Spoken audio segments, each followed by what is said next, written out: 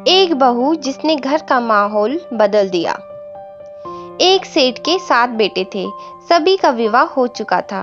छोटी बहू संस्कारी माता पिता की बेटी थी।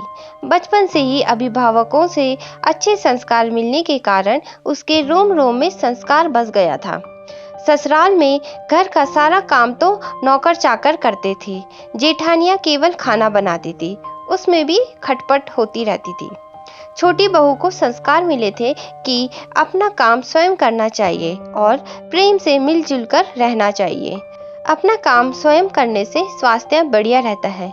उसने युक्ति खोज निकाली और सुबह जल्दी स्नान करके शुद्ध वस्त्र पहनकर पहले ही रसोई में जा बैठी। जेठानियों ने टोका, लेकिन उसने प्रेम से रसोई बनाई और सबको प्रेम से भोजन कराया। सभी ने बड़े प्रेम से भोजन किया और प्रसन्न हुए। इसके बाद सास छोटी बहू के पास जाकर बोली, बहू, तू सबसे छोटी है, तू रसोई क्यों बनाती है? तेरी 6 जेठानियां हैं, वे खाना बनाएंगी। बहू बोली, माँ जी, कोई भूखा अतिथि घर आता है तो उसको आप भोजन क्यों कराती है? बहू, शास्त्रों में लिखा है कि अतिथि भगवान का रूप होता है। भोजन पाकर वह तृप्त होता है तो भोजन कराने वाले को बड़ा पुण्य मिलता है। माँ जी, अतिथि को भोजन कराने से पुण्य होता है तो क्या घर वालों को भोजन कराने से पाप होता है?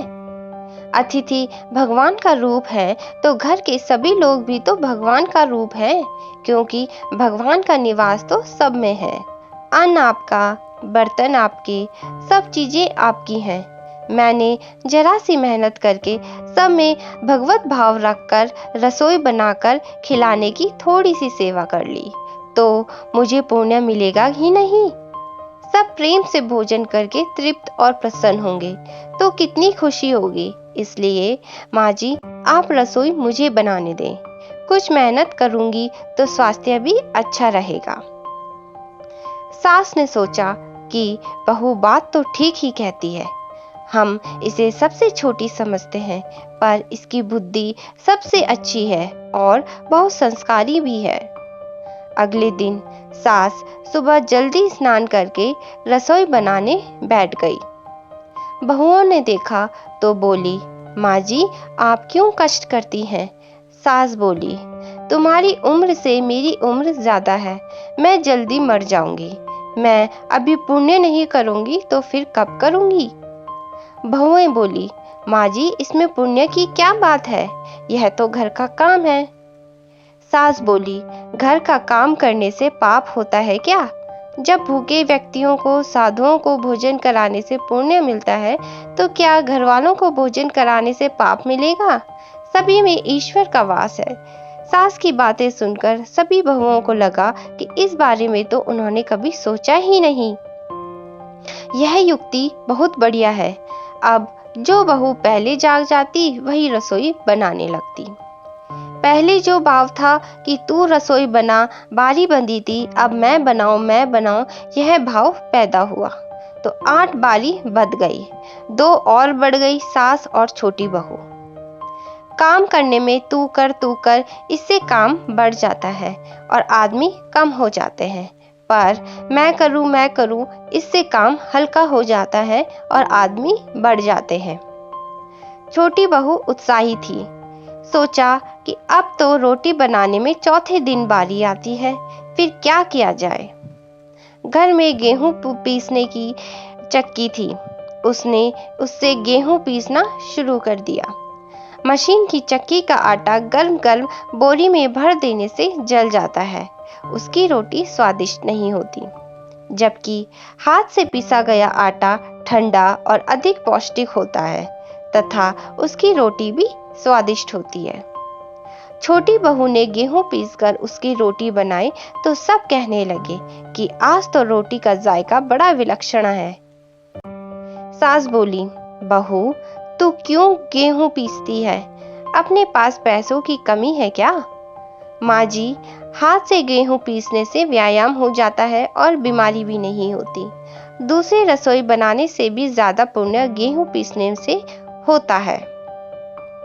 सास और जेठानियों ने जब सुना तो उन्हें लगा कि बहू ठीक ही कहती है उन्होंने अपने अपने पतियों से कहा, घर में चक्की ले आओ, हम सब गेहूं पीसेंगे। रोजाना सभी जेठानियां चक्की में 2 से 2.5 सेर गेहूं पीसने लगी। इसके बाद छोटी बहू ने देखा कि घर में जूठे बर्तन मांजने के लिए नौकरानी आती है। अपने जूठे बर्तन खुद साफ करने चाहिए, क्योंकि सब में ईश्वर का वास है, तो कोई दूसरा हमारा जूठा क्यों साफ करे। अगले दिन उसने सब बर्तन मांज दिए। सास बोली, बहू जरा सोचो, बर्तन मांजने से तुम्हारे गहने घिस जाएंगे, कपड़े खराब हो जाएंगे। माँ जी, काम जितना छोटा उतना ही उसका महात्म्य ज्यादा। पांडवों के यज्ञ में भगवान श्री कृष्ण ने जूठी पत्तलें उठाने का काम किया था। अगले दिन सास बर्तन मांजने बैठ गई। उन्हें देखकर सभी बहुओं ने बर्तन मांजने शुरू कर दिए। घर में झाड़ू लगाने के लिए नौकर आता था। एक दिन छोटी बहू ने सुबह जल्दी उठकर झाड़ू लगा दी। सास ने पूछा, बहू झाड़ू तुमने लगाई है? माँ जी, आप मत पूछिए, आपसे कुछ कहती हूँ तो मेरे हाथ से काम चला जाता है। झाड़ू लगाने का काम तो नौकर का है, तुम क्यों लगाती हो? माँ जी, रामायण में आता है कि वन में बड़े बड़े ऋषि मुनि रहते थे।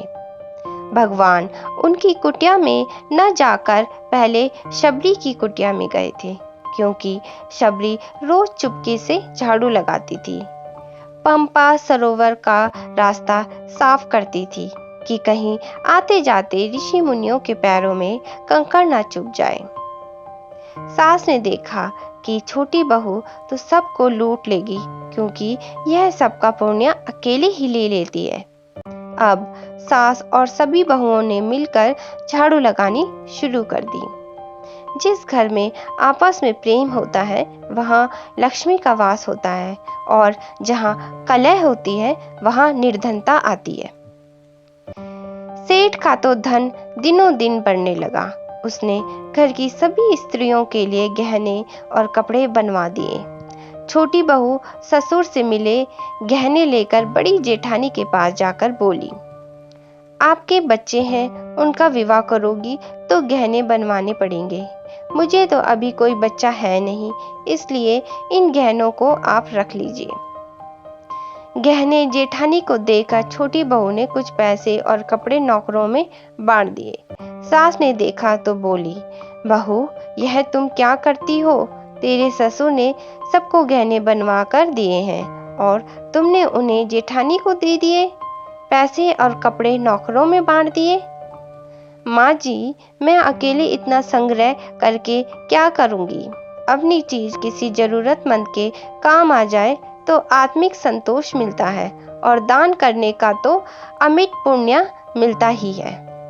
सास को बहू की बात दिल को छू गई।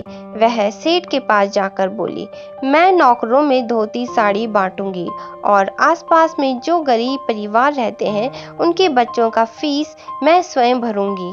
अपने पास कितना धन है, अगर यह किसी के काम आ जाए तो अच्छा है, न जाने कब मौत आ जाए, उसके बाद यह सब यहीं पड़ा रह जाएगा। जितना अपने हाथ से पुण्य कर्म हो जाए अच्छा है। सेठ बहुत प्रसन्न हुआ। पहले वह नौकरों को कुछ देते थे तो सेठानी लड़ पड़ती थी, अब कह रही हैं कि मैं खुद दूंगी। सास दूसरों को वस्तुएं देने लगी तो यह देखकर बहुएं भी देने लगी। नौकर भी खुश होकर मन लगाकर काम करने लगे, और आस पड़ोस में भी खुशहाली छा गई। श्रेष्ठ मनुष्य जो आचरण करता है, दूसरे मनुष्य भी उसी के अनुसार आचरण करते हैं।